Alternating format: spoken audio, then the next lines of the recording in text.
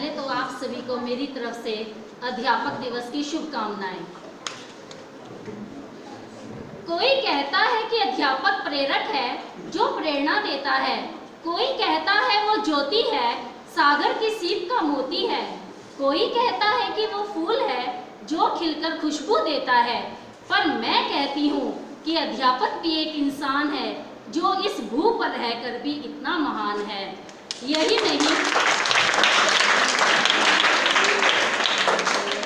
यह उन सभी शिक्षार्थियों और नादानों को राह दिखाता है जिनकी पहचान बचपन की छोटी छोटी अठखेलियां करते हुए जब वो घर से बाहर कदम रखते हैं तो एक प्यारे से मंदिर के रूप में उनकी पहचान स्कूल शब्द सिखा कर करता है।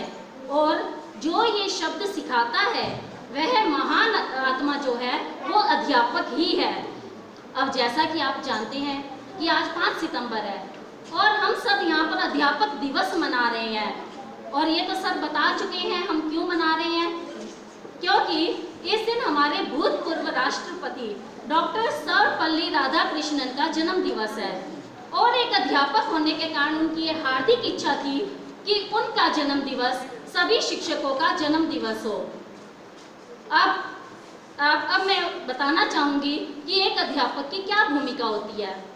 देखो, हमारे माँ बाप हमें ज़मीन पर लाते हैं, लेकिन हमें सही राह तो हमारे गुरु ही दिखाते हैं। ये गुरु ही हैं जो विद्यार्थियों को उन्हें सही पथ पर ले जाते हैं।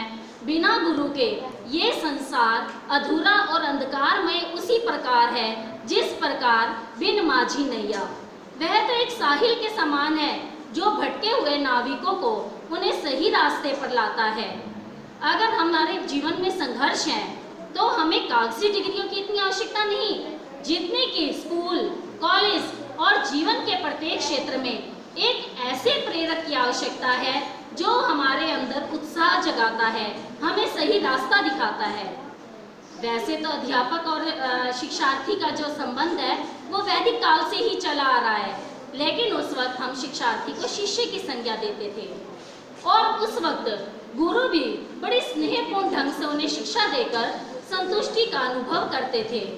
लेकिन आजकल इसके मायने थोड़े बदल गए हैं। आजकल शिक्षक में अपनत्व का अभाव हो गया है। क्या आज के शिक्षक इतने भावुक और सुकोमल हृदय के हैं?